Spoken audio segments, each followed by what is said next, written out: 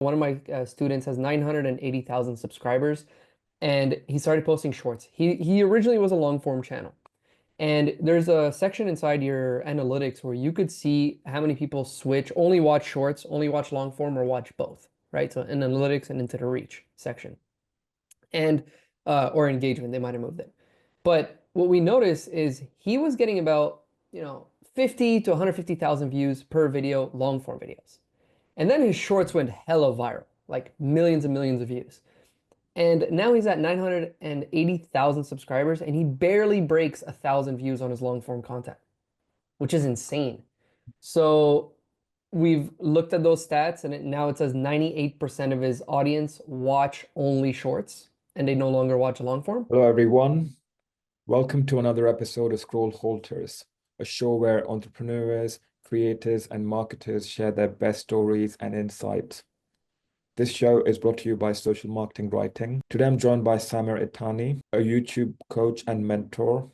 He has helped over 1,500 students create and grow successful YouTube channels. He also helps them monetize their channels through various ways like selling their products, services, or even getting paid sponsorships. Hello, Samir. Welcome to the show. Hey, Mitt. Thanks for having me. How you doing today? Welcome. Doing good. How are you? Doing great, man. Thanks for asking. Could you tell people a bit more about what you do? Yeah, I mean, essentially, I help people that are creators, business entrepreneurs, create either a YouTube channel or just, a content in general. That way they can monetize through their content.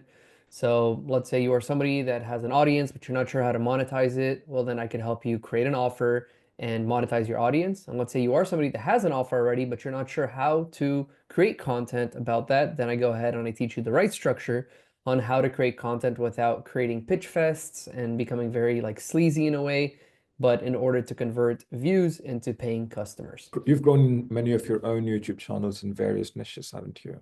100%, yes. So before, when I first got into this whole YouTube world, I was teaching people on how to create, because I have a social media agency as well, and I would teach people how to create their own content for Instagram, Pinterest, YouTube, TikTok, and all that good stuff.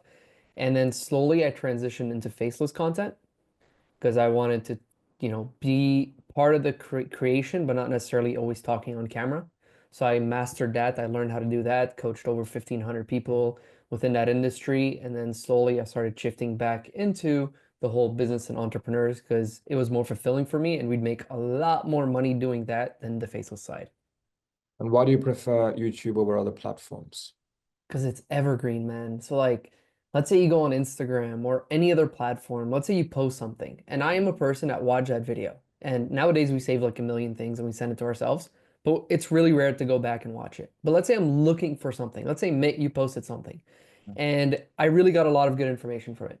But if I want to show it to a friend or if I want to go back and look at it later on Instagram, it's almost impossible. Like I have to scroll through all your stuff. I have to make sure that you have the right the thumbnail or whatever it is and I have to find it. On YouTube, you go and you search for it. I've posted videos which, if you come to my shorts channel, I posted them about 2.5 years ago. And recently they started blowing up and it went from like, very little amount of views to having tens of thousands of views just because it's super evergreen that like you post it once, you do the work once, and it's there forever. Versus the other platforms, it's continuous work. You're always posting content. And if you stop posting, then your channel usually dies out. Yeah. You mentioned your shorts channel, which is interesting because one thing I found very interesting about you is that you prefer having two separate channels, one for shorts and one for long videos.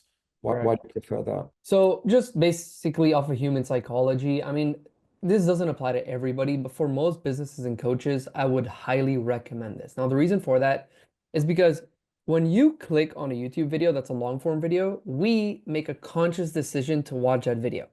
So we see the thumbnail, we see the title. If it's intriguing, it has a good title, it makes us want to click because there's some sort of curiosity base to it, or if it's going to help solve our problem, we're going to click on the video. But shorts, on the other hand, it's for everybody. You're just swiping. And the first, few seconds, if it's interesting, you might watch. But this could be a 12-year-old kid, a 6-year-old kid, or all the way up to a 65-year-old person that's just swiping on TikTok. And usually in that time, the person is not always in the learning phase. They're just in the time that they just want to waste time, they want to pass time, and they're just scrolling. And unless something is super interesting, then they might stop and watch it. But most of the times as educators, we're not like trying to go viral, right? So we're just trying to educate people that have pain points. So if somebody's swiping up and it's like cat video, this person that got shot or like some crazy shit, and then all of a sudden it's like, hey, do you want to know how to grow your Instagram video or Instagram channel? Usually these people are not in that mood, so they swipe away. And that video could be like a banger. That could be changing somebody's life, but they're just not in the mood for it. So it kills off your views. And let's say somebody did watch that video. A lot of these people at first YouTube will send it to a seed audience is what they call it. So a lot of you guys might be getting, some views, 600 to 1,000 views, and then your video just completely flatlines. And that's because YouTube is testing it with different people. And based off of the swipe versus view, the retention rate, the engagement rate, the video is going to keep going. Most of the time, that video is going to die out. So the person that, let's say, did subscribe, those 600 people that viewed it, you get 4 subscribers from it. And that could be, again, anybody. And what will happen is the next time you post a long form video, they might get a notification on their phone. They click on that long form video, but it's not a short. So they watch 10 seconds of it and then they hop off because they're in the shorts mood because they came from shorts. And we've experienced this. This isn't just out of like talking out of nowhere. We have a channel. One of my students has 980,000 subscribers and he started posting shorts. He originally was a long form channel. And there's a section inside your analytics where you could see how many people switch, only watch shorts, only watch long form, or watch both, right? So in analytics and into the reach section. And or engagement, they might have moved it. But what we noticed is he was getting about, 50 to 150,000 views per video, long form videos. And then his shorts went hella viral, like millions and millions of views. And now he's at 980,000 subscribers and he barely breaks 1,000 views on his long form content, which is insane. So we've looked at those stats and now it says 98% of his audience watch only shorts and they no longer watch long form. So we restarted a completely other channel posting his long form videos and those videos took off right away because again, conscious decision, people, the YouTube algorithm is showing it to people on the homepage and it's clicking through there. So that's what I recommend. Again, time and time over again, we've seen it on over 100 channels now where it completely killed off the channel. And if you just go to YouTube and you search like, will YouTube Shorts kill your channel? There's a great video by Owen and he's a magician and he had millions of views on his long form channel and then he started posting shorts and it literally killed his entire channel. And he had to start from scratch and he had over 1 million subscribers at the time.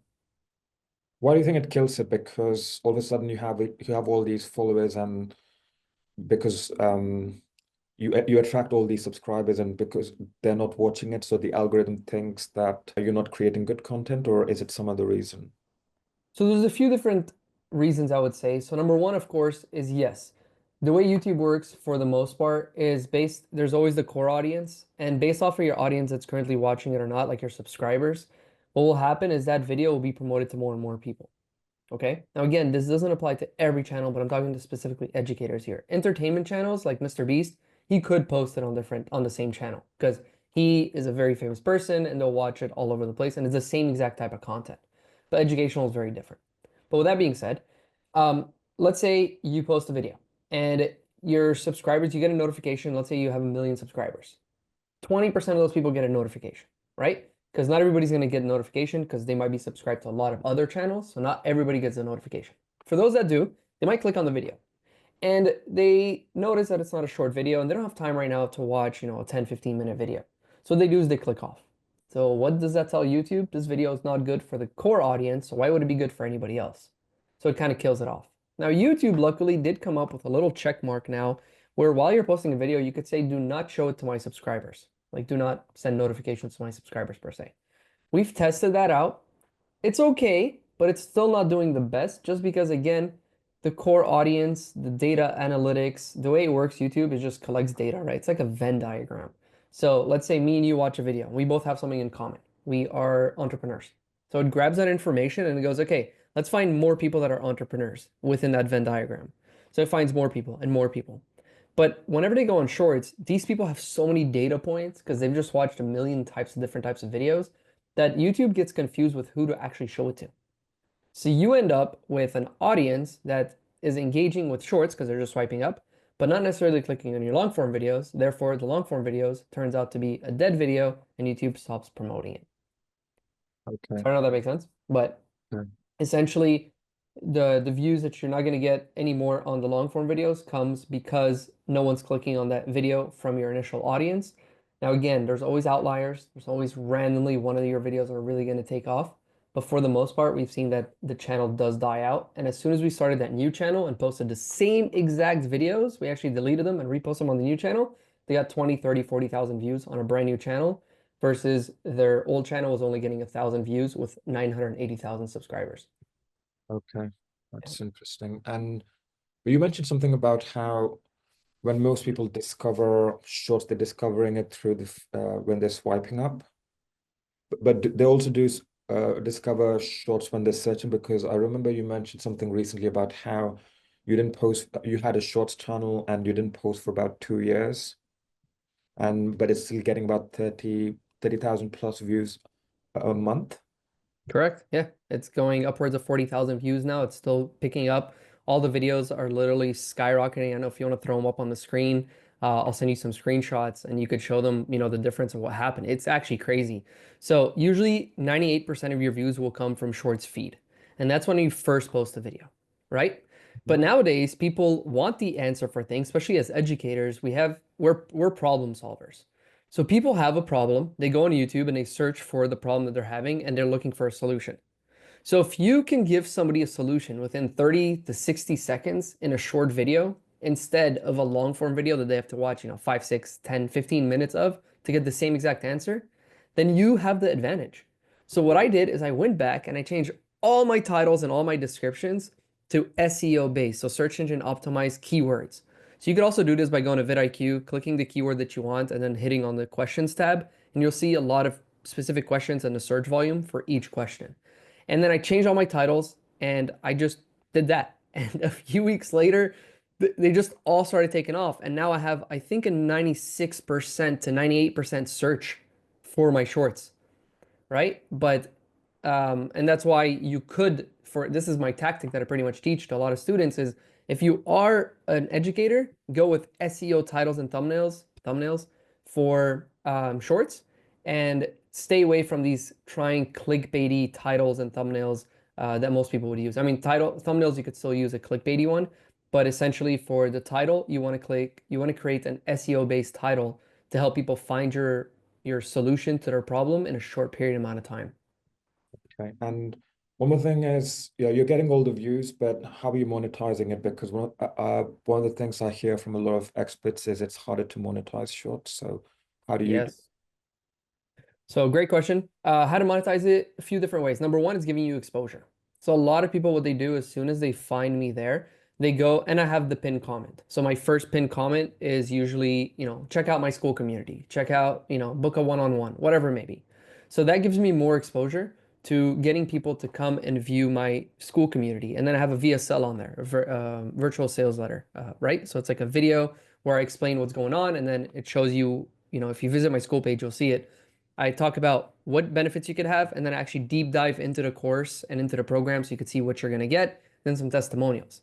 So that is just pretty much a lead magnet, the way I see it, and it gives you exposure. Like I have 40,000 people plus a month that are just looking at my shorts and getting information, and I get about like 5 to 10 comments a day where people are like, "Thank you so much, super helpful." If you just go look at my comments, everyone just like, "Thank you, thank you, thank you. This was very helpful, very easy, straight to the point." So when you do that, you're creating exposure to yourself, and then you convert them somewhere else. Now, what you could do as well is if you do shorts right, if you have a way where you could incorporate your product or service and use it as an example in your short, that is the best type of conversion. So for example, I could be like, the other day I was in my school community and my student asked this question and here was the answer because I posted it here in the community and here's what happened. That gives some sort of influence for the viewer to want to be a part of the school community. So that way they could learn more the same way the other student got benefits. Or like, let's say you're talking about monetization. Like one of our students, Tim, got monetized in 2 weeks, right? And his first video has over 500,000 views. So if I take that and I make a short out of it and I say, here's how one of my students had 500,000 views on his very first video through on YouTube. So the first thing he did is he went to the school community, he clicked on the classroom, and he started with this video here. Now this video is what I explained. Boom, boom, boom, boom. If you're somebody that wants to have shortcuts and avoid all these, hassles or whatever it is, Just check it out. I love the link in the description down below, and I'll see you guys on the inside. So you've given social proof, you've given a solution to the problem so they don't walk away with nothing, and then you pitch it. A lot of people make a mistake of pitching a full program or whatever it is on shorts, and what happens is your retention just goes boop because again, people are there to get an answer. So a good way to do that is to keep the answer to the last second. So you pitch, you give problem, and right before the solution, you pitch, and then you give the pitch. That's usually the best way to, keep people retained and also bring people to a community. But number one thing is pin comments. So once you do whatever you do, you go, you pin the comment, you write whatever you wanted to write, you pin the comments, because like ask yourself, what do we do usually when we watch a video? Most of the times we go to the comment section to see what other people have to say about the video. So as long as you use those tactics, you could start driving people. And that's why I like combining it with long form content. If you are on TikTok or Instagram, you could use ManyChat. And that's how you're going to make a shit ton of money as well by, free PDF. And what we call it, instead, Gary Vee says the right jab, jab, right hook, which is pretty much give, give, and then ask. But we like to extend that to like give, give, give, give, give, and then ask because we want to keep people coming back to your videos and you give stuff for free, for free, for free, for free. You collect emails because of ManyChat. I don't know if you're familiar with ManyChat, but Yeah. you probably see these creators are like, comment this and I'll send it to you. So you send them a bunch of free information and then eventually you close them. Now, a lot of people try doing this and they get zero comments, so it's awkward, and I get it. And that's why you need to understand how to actually structure a short. So it's like hook, pique curiosity, problem, solution, and then the extension of like comment this to get more of the solution. And Okay. yeah, Um, have you ever tried using your shorts to promote your long video channel so that those few people who are interested in watching the long form video will transfer over to the long form channel? 100%, 100%. That's where again the pitch at the end. So instead of saying like please subscribe or whatever it is, like if you want to find out more about this topic where I dive deep into it, check out the related video below, or Okay. check out my other channel where I post long form videos. And then you drive people that are actually interested to go to watch that long form video. Because there's only so much you could say on a short, right? Like it's not enough to build context. It's not enough to build connection. And that's why I personally don't like shorts too much. And that's why I stopped kind of posting. It's been 2 years since I posted my last short. But I like more the long form content because I could connect with a person. Like let's say we hopped on this podcast and it was a 60-second podcast. The person can only get so much. But because they're hanging out with us for a few minutes, 30 minutes, 45 minutes, however long it is, well, they're going to build a longer and a deeper connection with us. They're going to understand what we're actually talking about, if we're full of shit or not, if we're actually, if we know what we're talking about. And that's going to help build more credibility. And just ask yourself, like, have you ever seen a celebrity on YouTube or like you got to know somebody and you feel like you know them, but they have no idea who you are. They don't even know you exist. But when you meet them, like this happened to me when I go to like Vit Summit recently and VidCon and all those, I get there and I'm like, yo, hey Nate, how's it going? It was like Nate Black. And I was like, how's it going? He's like, who the hell are you? I'm like, dude, I watch all your content, And I'm like, I know who he is, but he has no idea who I am. And that's because of long form content. Shorts, you don't get that same feeling. It's like cool, but not the same feeling that you're gonna get through long form content. Do you recommend any sort of video length for shorts and for long form content? As long as they need to be. I know it sounds crazy, but the best books they say is not what's in it, it's what's left out. Because a lot of times we add so much fluff and the person just gets annoyed. Like I recently started reading a book and I was on chapter 4 and they're like, all right, let's get into it. And I was like, I thought I was already in the book. So like it's deceiving for the viewer. So always do it the way that I do all my short scripts and my long form scripts is all step one is just throw down all your ideas on pen and paper or like on Notion, whatever you want to write it on, right? Just throw it all on there. Then the second step is to organize it. So, okay, how can I put this here, this here, this here, this here? And then I clean it up so that way there's more tension and more, a structure to it. So I don't give away the answer too early because that's something called the gradual realization. Whenever somebody realizes you already gave them the answer, they're like, why am I still watching this video? But if you build enough tension towards the end of the video, then people are going to want to continue watching. So you kind of restructure it a bit and then you remove everything that's not necessary. Sometimes we're redundant. Sometimes we repeat something more than once. Sometimes we repeat it in a different way. There's no reason to do that. Just get rid of it. So in shorts, it's very simple. You do that, you bullet point it, and then you clean it up. You just like remove this, remove this, remove this. How do I make this sentence shorter? Because you could always say the same thing in like three different ways. So you pretty much just take that sentence and then you're like, how do I rewrite this to make it more concise and clearer? And that way the person can see themselves doing it, right? So it's just about how long, how much information you could put in a nice, clean, concise way. That is the best length for any video. And long form, same thing. We had a student that had like an 18-minute video. We watched it. We're like, this could have easily been 7 minutes. Like, there's no reason why this has to be 18 minutes, right? There's a lot of fluff and a lot of information where the person gets bored. And to test it out yourself, record a video, put your phone in front of you, and watch your video. And whenever you pick up your phone or anything, that means you got bored. That means it wasn't interesting enough. So that part you could cut out. Now, sometimes editing our own videos is already boring because we've kind of memorized the script, but it still kind of gives you an idea of like, is this good information? Or if I miss this piece of information, does it change anything in my life? And most of the time, the answer is no. So delete it, get rid of it, and try to make it as short as possible, especially as educators. We're not trying to make money through AdSense. So you don't need an 18, 20, 30-minute video. You're trying to pitch a product or a service with the least amount of ads. If you do it under 7 minutes, under 8 minutes, so 7 minutes and 59 seconds, there's no mid-roll ads.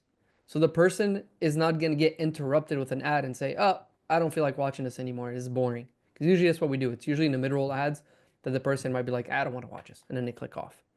So to avoid that, 7 minutes and 59 seconds, do it very nice, very clean, concise, and pitch your product. Now, I'm not saying don't make a long video if you need to make a long video, but I'm saying if you don't need to, keep it under 8 minutes.